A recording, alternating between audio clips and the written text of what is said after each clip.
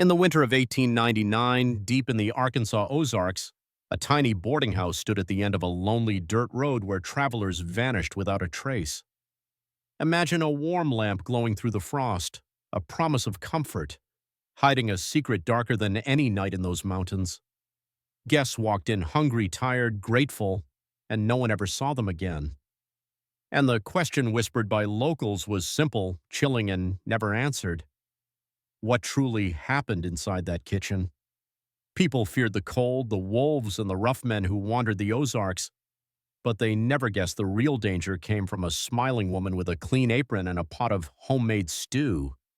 Travelers thought they were safe the moment they stepped inside her warm kitchen. They didn't know the stew was not what it seemed, and that the kindness they trusted was the very thing that would end their lives.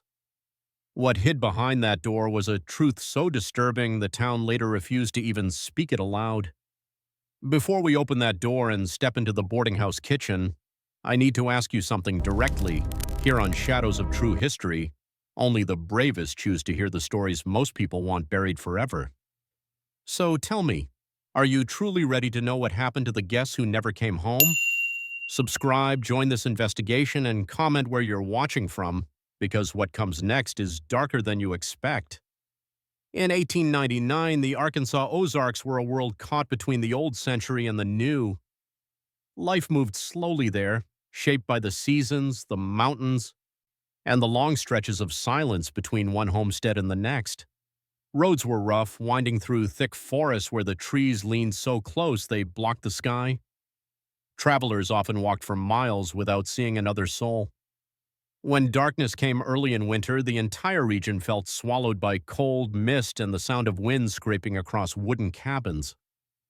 Most people who passed through the Ozarks were not tourists.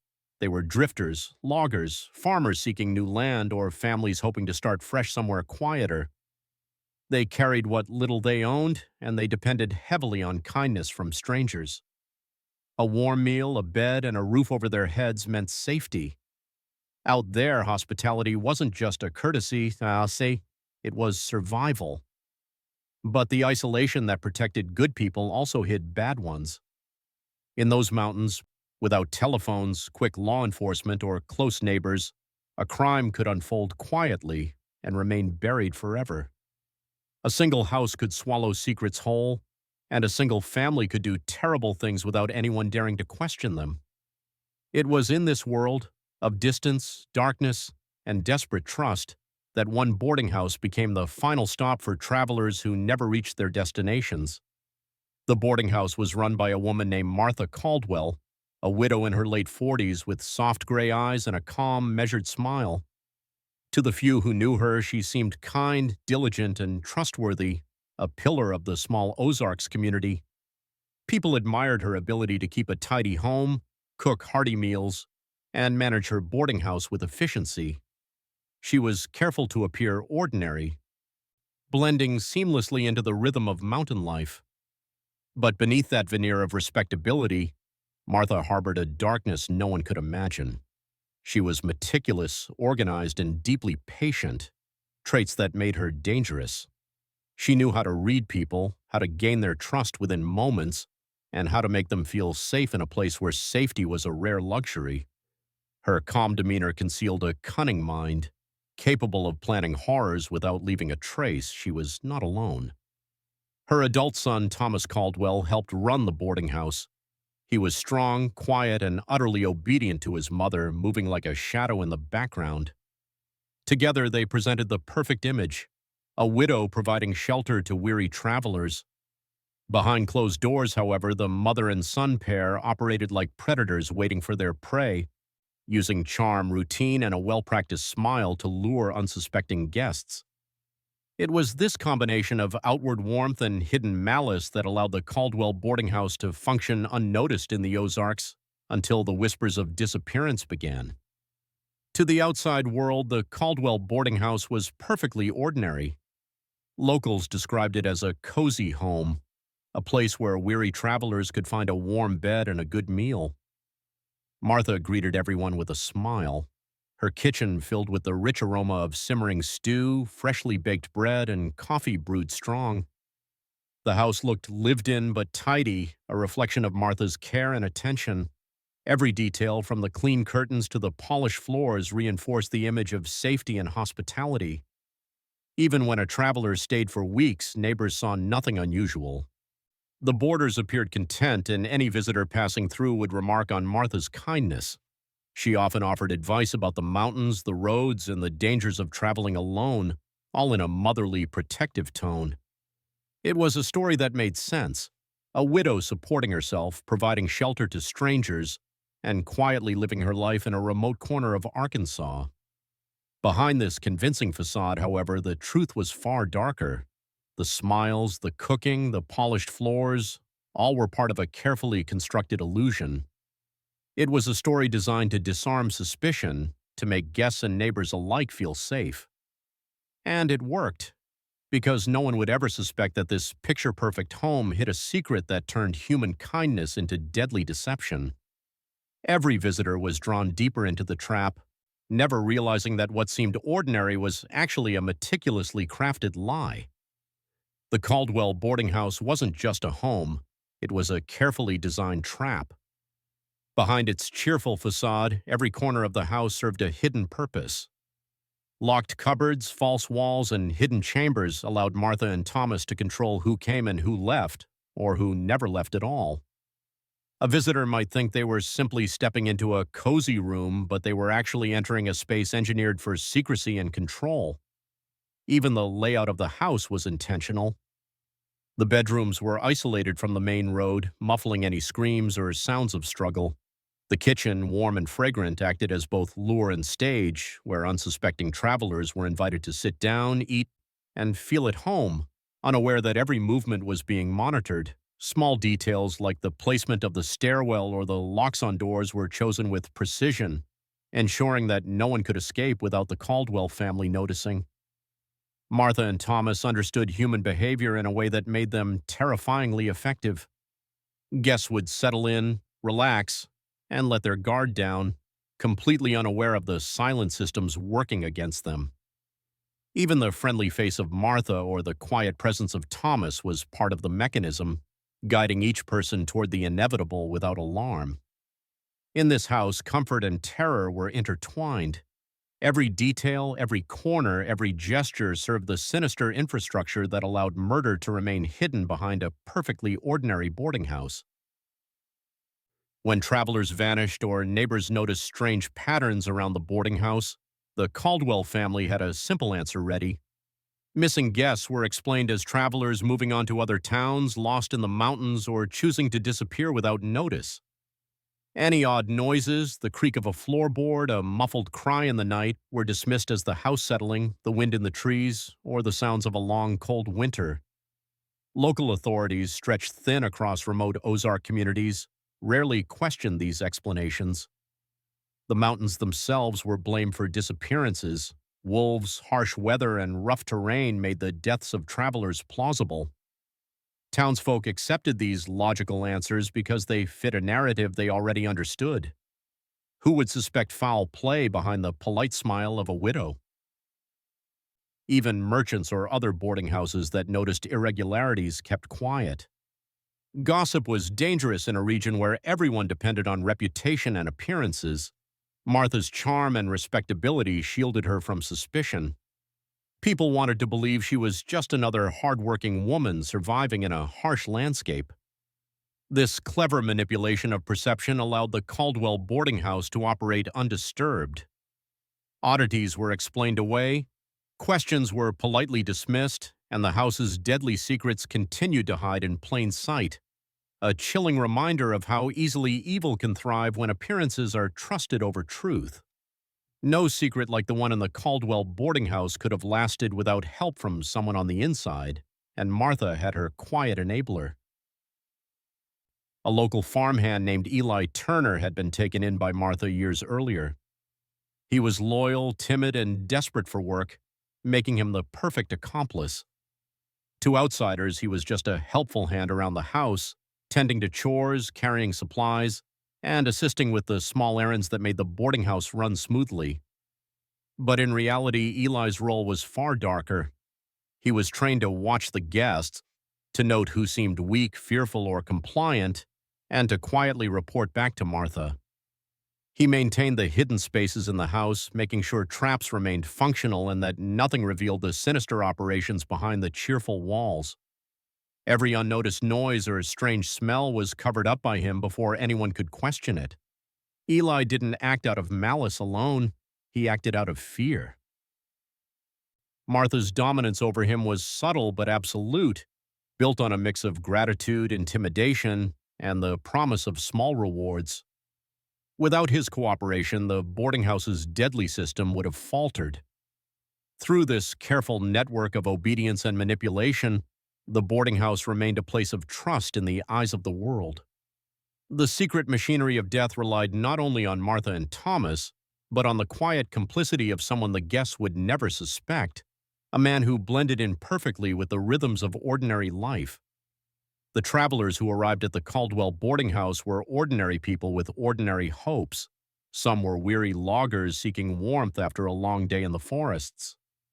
Others were families moving through the Ozarks chasing a fresh start. A few were wandering souls, passing through on business or curiosity, carrying little more than a small bag and a tired heart.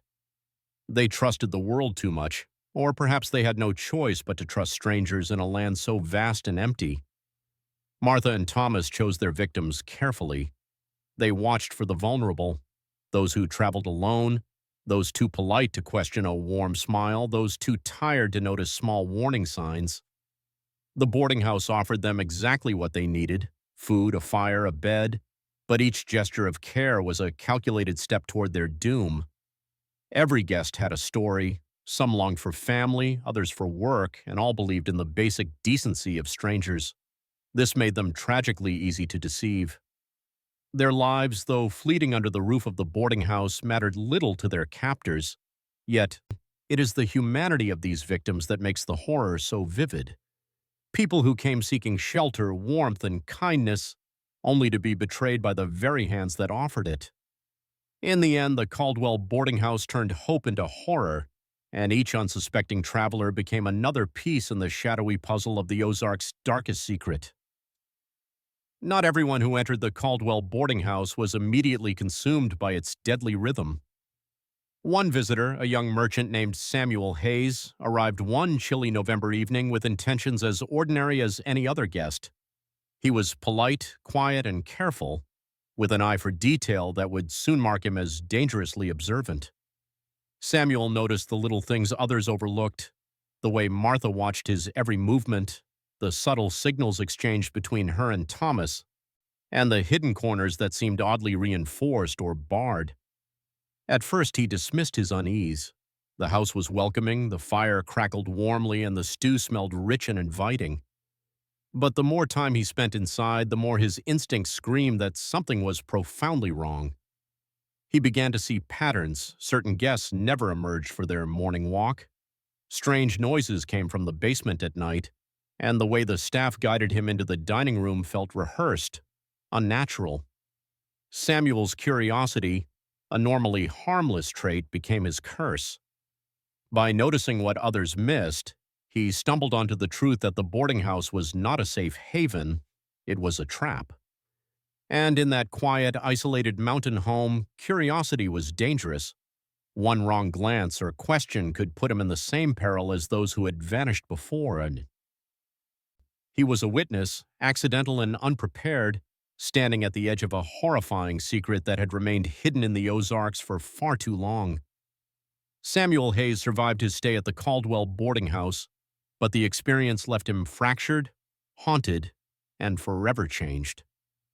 Nights after his escape were filled with the smell of the simmering stew he had tasted, the creak of the floorboards under unseen footsteps, and the memory of those who never left. Every shadow seemed to move with intent, every gust of wind a whisper of the horrors he had narrowly avoided.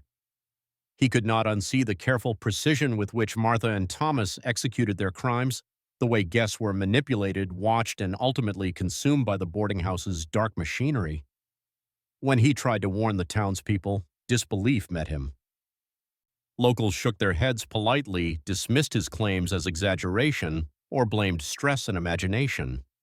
Samuel's evidence was circumstantial to them, a memory, a detail, a hunch. In a community so used to isolation and relying on appearances, his story seemed impossible. The boarding house looked ordinary, the family respectable, and no one wanted to confront the possibility of such evil lurking so close. The mental toll on Samuel was immediate. Anxiety, sleepless nights, and a constant fear of being watched shadowed his every step. He realized that survival had come at a cost, the burden of knowing a terrible truth that no one would accept, and the knowledge that more victims could fall if the town continued to deny the reality. In the Ozarks, the mind that notices too much becomes a target, and the survivor often bears the weight of a secret too heavy for anyone else to believe. When rumors of disappearances reached the county authorities, an official inquiry was launched, but it was more a performance than an investigation. Local officials, constrained by limited resources and a desire to avoid scandal, followed a predictable routine. Interviews were brief, evidence was loosely documented, and questions were framed to allow easy denials. They wanted results that maintained the town's reputation, not the unsettling truth. Martha and Thomas played their parts perfectly. They offered plausible explanations for missing guests, travelers moving on, unannounced visits to other towns, or personal disagreements. Every story aligned with the isolated, rugged nature of the Ozarks. The authorities, already predisposed to accept conventional reasoning, never looked past the surface. Documents were signed, reports filed, and the inquiry concluded with no charges, no arrests, and no justice. Even Samuel Hayes's testimony, filled with vivid detail and careful observations, was dismissed as unreliable. Officials argued he had spent too little time with the family, that his nerves or imagination might have exaggerated what he witnessed. The patterns of disappearance, the strange noises, the locked rooms, all were minimized, treated as coincidences or misunderstandings. Through this system of plausible deniability, the Caldwell boarding house continued operating. The law, meant to protect the innocent, became a shield for the guilty. It was a quiet reminder that evil often thrives not just in darkness, but in the spaces between suspicion and accountability, where the truth can be ignored or rationalized away. Some travelers did survive encounters at the Caldwell boarding house, but they were never the same again. Those few who escaped carried with them visible and invisible scars, living proof of the horrors inside. Their bodies bore signs of neglect, malnutrition, or subtle injuries, but the true damage was far deeper, etched into their minds, their trust, and their very souls. Survivors described an oppressive atmosphere that seemed to warp reality. The warm, inviting rooms that smelled of food became spaces of fear. Every creak of wood or flicker of candlelight hinted at unseen eyes. Even simple gestures from Martha, a smile, a nod, or a ladle of stew, carried the weight of terror. These people could not return to normal life easily. They were haunted by the memory of those who vanished and the knowledge that the boarding house's deadly system still operated. The psychological toll was immense. Anxiety, nightmares, and hypervigilance plagued them. Every stranger became suspect, every invitation suspicious. To the outside world, they appeared eccentric or delicate, their accounts dismissed as overactive imagination. Yet these altered victims held the most accurate picture of the boarding house's reality. Through their suffering, a silent record was kept, a testament to the cruelty of the Caldwell family. They were a warning, a reminder that even when a body survives, the boarding house had the power to break minds, distort perception, and leave living evidence that the world was often too unwilling to recognize. Martha and Thomas Caldwell were methodical in a way that made their crimes particularly chilling. Every meal, every bed, and every interaction was carefully calculated to manipulate, control, and ultimately destroy their guests. The boarding house functioned almost like a laboratory, with human behavior as the subject of observation and exploitation. They studied their victims, how much food they ate, how tired they were from travel, how trusting or fearful they seemed. Every small detail was recorded in Martha's mind, cataloged for future use. The scientific approach extended to timing. Guests were invited into the dining room at precise hours. encouraged to rest at specific times, and subtly guided toward rooms that concealed danger. Martha's cooking was designed to lull them into a false sense of safety, warm, comforting, rich with familiar flavors, while simultaneously weakening them for what was to come. Thomas acted as a quiet enforcer, moving with precision to maintain control over the environment. Even the house itself was part of the system. The architecture, the placement of furniture, the reinforced doors and hidden spaces all served a singular purpose: the efficient execution of their plan. They observed, they measured, and they waited. Nothing was left to chance, and the process was refined with each new victim. The boarding house was more than a home. It was a meticulously engineered stage for horror where methodical cruelty disguised itself as domestic normality. Every action, every gesture, and every corner of the house was part of a calculated methodology designed to keep the world blind to the evil within. Amid the shadows of the Caldwell boarding house, one person emerged who refused to look away, a young investigator named Clara Bennett. Clara had grown up in the Ozarks, familiar with its quiet roads and isolated cabins, but she carried a curiosity and determination that set her apart. She was not fearless, far from it. Nights alone made her heart race, and the thought of danger often stopped her in her tracks, yet she possessed a relentless drive to uncover truth, even when it meant confronting the darkness most preferred to ignore. Clara had heard whispers of the boarding house long before she arrived. Survivors' half-spoken accounts, voices, nays, rumors of missing travelers, and unexplained patterns of disappearance drew her attention. Unlike others, she did not dismiss the stories as exaggeration or local superstition. She sensed that beneath the polite smiles and the warm lamps lay something far more sinister, something that demanded investigation. Her personal stakes were clear. A close friend had vanished after staying at the boarding house months earlier, and Clara felt the burden of finding answers. Every step she took was fueled by grief, anger, and an unshakable sense of responsibility. She knew she was walking into danger, but the lives already lost, and those who might follow, compelled her forward. Clara Bennett would become the eyes and ears the boarding house had never expected. Her courage, intellect, and empathy positioned her as a threat to the careful system Martha and Thomas had built, and as a potential beacon of justice in a place designed for horror. Clara Bennett approached the Caldwell boarding house not as a guest, but as an observer disguised in plain sight. She arrived with careful politeness, offering herself as another weary traveler in need of warmth and shelter. Martha welcomed her with the practiced charm that had ensnared so many before, and Thomas moved quietly in the background, attentive but unassuming. To the casual eye, it was a normal boarding house, bustling with routine and comfort, but Clara's mind was alert to every subtle signal. She noticed the reinforced doors, the hidden spaces behind cupboards, and the way guests seemed to vanish into the background of the house. She paid attention to small details others ignored: the timing of meals, the subtle shifts in Martha's tone, the glance Thomas gave when no one else was watching. Each observation added pieces to the puzzle, slowly revealing the true function of the boarding house. Every step was measured, every word calculated. Clara had to balance curiosity with caution. One misstep could expose her to the same fate as those who had disappeared. She spent long hours observing the house from corners, pretending to rest while her mind cataloged the unnatural patterns. She spoke to survivors she could find quietly, gathering fragments of truth that helped her understand the boarding house's deadly rhythm. By the time she moved further into the heart of the house, Clara had become both hunter and witness. Her careful infiltration was the first real threat to Martha and Thomas's system, a spark of light in a house designed for darkness. Now, before we go any deeper into the Caldwell boarding house, I want you to pause and imagine yourself in Clara Bennett's shoes.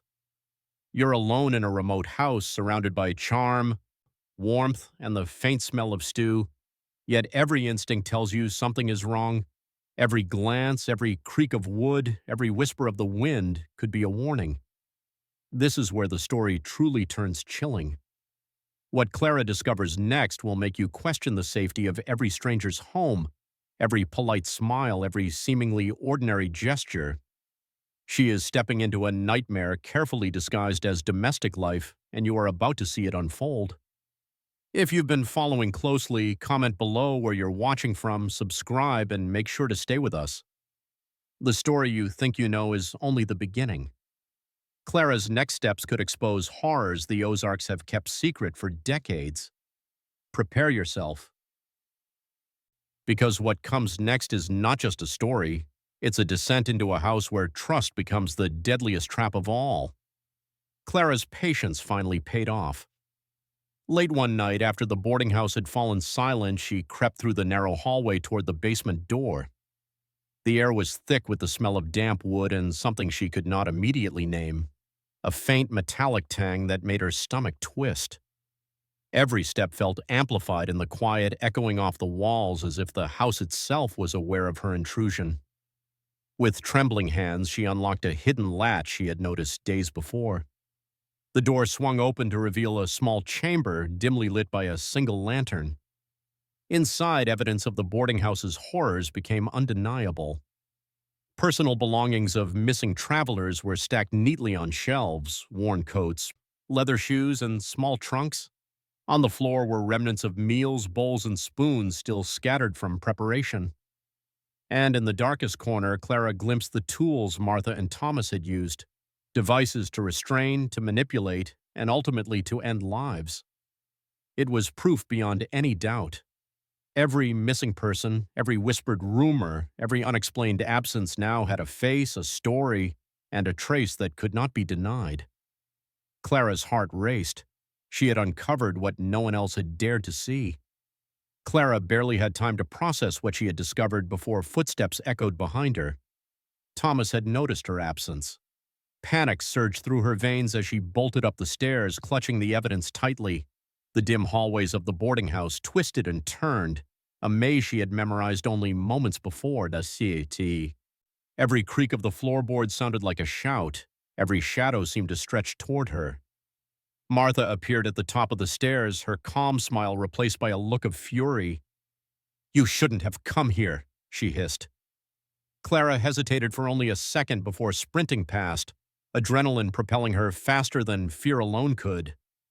Thomas lunged, his hands grazing her sleeve, but she slipped through the kitchen doorway and into the biting night. The woods were dense, cold, and unfamiliar, but Clara knew the terrain better than her pursuers.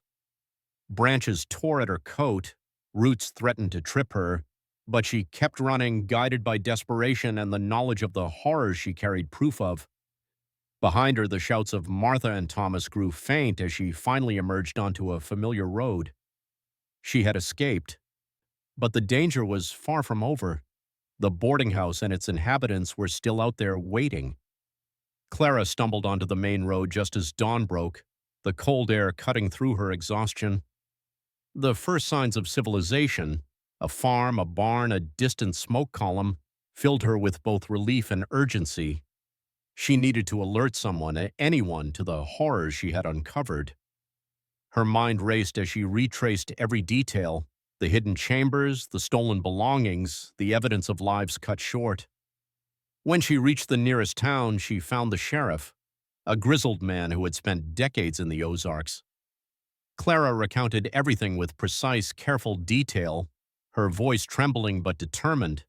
Yet instead of immediate action, she met skepticism. The sheriff dismissed the story as exaggerated, citing Martha and Thomas's spotless reputation and the lack of bodies or irrefutable proof. Clara's evidence, the items she had carried, were seen as circumstantial. The reversal was brutal.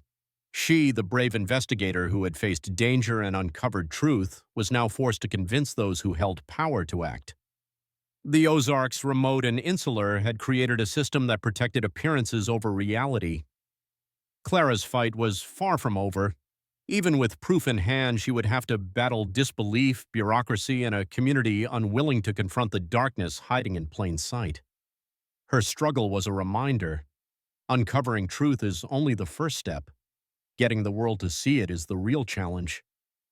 Finally, after weeks of convincing the authorities, Clara returned with a small team to the Caldwell boarding house. The doors, once welcoming, now felt oppressive and heavy, as if the house itself resisted their intrusion.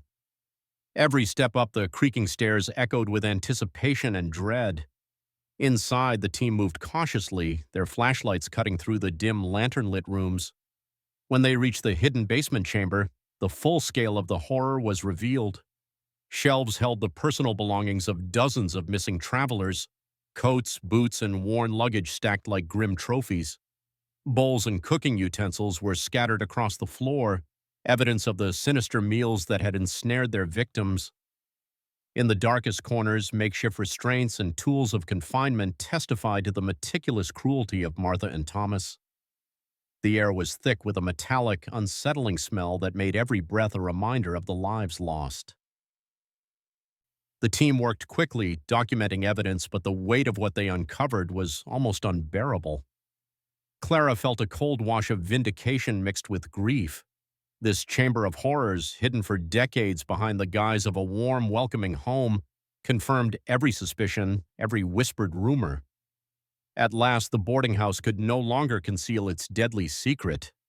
With the evidence laid bare, Martha and Thomas Caldwell could no longer maintain their facade.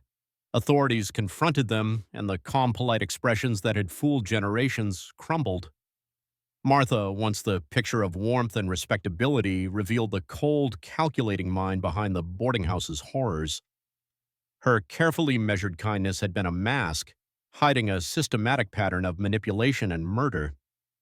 Thomas, silent and obedient for so long, finally showed the depths of his complicity. His quiet presence had allowed Martha to execute her plans with precision. Together they had lured, controlled, and destroyed lives under the guise of hospitality. The town that had once trusted them now saw the truth. These were not victims of circumstance, but architects of terror. Neighbors and officials learned of the meticulous planning, the hidden rooms, and the instruments of cruelty. For decades, the Caldwell family had thrived on secrecy, exploiting the isolation and trust inherent in Ozark life. Their outward respectability had shielded them from suspicion until Clara's courage and persistence exposed them. The unmasking was both shocking and tragic. Behind the smiling widow and her quiet son were monsters whose crimes had remained invisible for too long, leaving a legacy of fear, grief, and disbelief in the community that had once welcomed them. As the investigation deepened, it became clear that the Caldwell boarding house was not an isolated case. Evidence suggested that the family had connections far beyond the Ozarks. Letters, financial records, and travel receipts hinted at transactions and communication with distant cities. It appeared that the practice of luring unsuspecting travelers, preparing them for horrific ends, and profiting from their possessions was part of a broader, shadowy network. Some documents implied that other boarding houses, inns, and lodgings in isolated regions had similar patterns, suggesting a level of coordination previously unimagined. The Caldwell boarding house had become a hub, a model for those who sought to exploit trust and isolation in remote areas. Victims were not merely local, they had come from across state lines, and possibly further, making the scope of the crimes far greater than initially suspected. Clara's role in uncovering these connections was pivotal. Her meticulous documentation and insistence on questioning every detail revealed that the horror of the boarding house was part of a systemic pattern of exploitation. The Ozarks were only one part of a network that preyed on the vulnerable, proving that evil can cross borders, hide in plain sight, and operate with frightening efficiency. The scale of the crime was staggering, leaving the world to grapple with just how deep and wide the Caldwells' influence had reached. Even after the Caldwell boarding house was exposed, a troubling pattern emerged. Many in the community, authorities, and local press had long ignored warnings or signs. People had seen travelers disappear, noticed the odd behavior of the family, or heard whispered rumors, yet few had acted. Fear, convenience, and a desire to protect reputations allowed silence to persist, giving Martha and Thomas decades to operate without challenge. Society had its own role in the horror. Isolation in the Ozarks made oversight difficult, but even neighbors and officials who suspected wrongdoing often turned away. Gossip was dangerous. Accusations could ruin lives. In a place where trust and appearances were currency, the cost of speaking out was high. Martha and Thomas thrived in this environment, exploiting the reluctance of others to confront uncomfortable truths. Clara's discovery forced the community to face what it had long ignored. The boarding house, a symbol of hidden evil, reflected not just the malice of a single family, but the complicity of a society unwilling to question or challenge the comfortable illusions of safety. The conspiracy of silence allowed horrors to grow unchecked. Evil, it seemed, did not merely hide in shadows. It thrived in the quiet compliance and fear of those who refused to look too closely. Martha and Thomas Caldwell were finally brought to justice. Arrested and charged with multiple counts of murder and abduction, their trial became a sensation, drawing attention from towns across the Ozarks and beyond. Martha remained composed in court, her once welcoming smile replaced by a hardened, calculating stare. Thomas, quieter and more subdued, showed little emotion, as if he had spent decades following orders and would continue to do so until the end. The court meticulously examined the evidence Clara had uncovered, the hidden chambers, personal belongings of the victims, and the documents revealing a sinister system of operation. Witnesses, including survivors and Samuel Hayes, gave detailed testimonies that confirmed the horrors they had endured or observed. The magnitude of the crimes left the courtroom stunned. No one had truly comprehended the scale until the physical proof was laid bare. Martha and Thomas were sentenced to life imprisonment, though many in the community debated whether the punishment fit the calculated cruelty of their acts.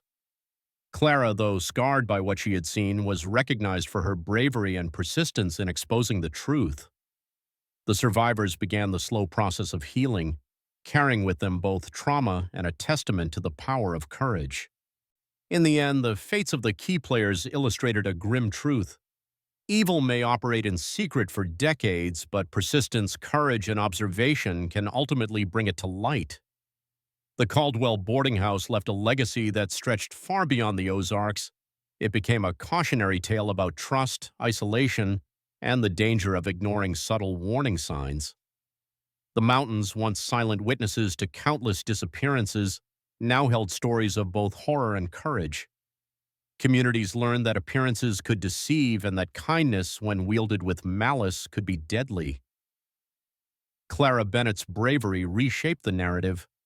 Her insistence on truth, meticulous observation, and refusal to accept denial became an example of how a single determined individual could challenge a system built on fear, indifference, and silence. Survivors' stories, once dismissed, were finally acknowledged, proving the power of bearing witness and documenting injustice. The moral was clear: evil thrives when people look away, when silence protects the guilty, and when routine blinds ordinary eyes to extraordinary danger. Vigilance, empathy, and courage are essential to prevent history from repeating itself. The boarding house also reminded future generations that even in isolated corners of the world, darkness can hide behind familiar faces, and ordinary kindness may mask extraordinary cruelty. The story of the Caldwell boarding house endured not only as a tale of horror, but as a lesson. The cost of ignoring warning signs can be immeasurable, but the persistence of those willing to confront the truth can save lives and bring justice, even decades later. 200 words. Simple English, immersive, suspenseful. Could a place like the Caldwell boarding house exist today? Could someone hide such darkness behind a friendly smile, a warm meal, and a tidy home? As unsettling as it sounds, the possibility remains, because evil often hides in the ordinary, in plain sight, where trust and appearances blind the world. Now I want you to imagine walking through those quiet Ozark roads, knowing what Clara Bennett discovered. The wind in the trees, the creak of a cabin floorboard, the flicker of a lantern, each could hold a secret, each could mask a danger you would never see coming. The boarding house is gone, but its lessons linger. Vigilance, courage, and the refusal to turn away from uncomfortable truths are the shields we carry against hidden threats. If you've followed this story closely, Take a moment now. Comment below your thoughts, subscribe to Shadows of True History, and share this investigation with others who dare to explore the darkest corners of history.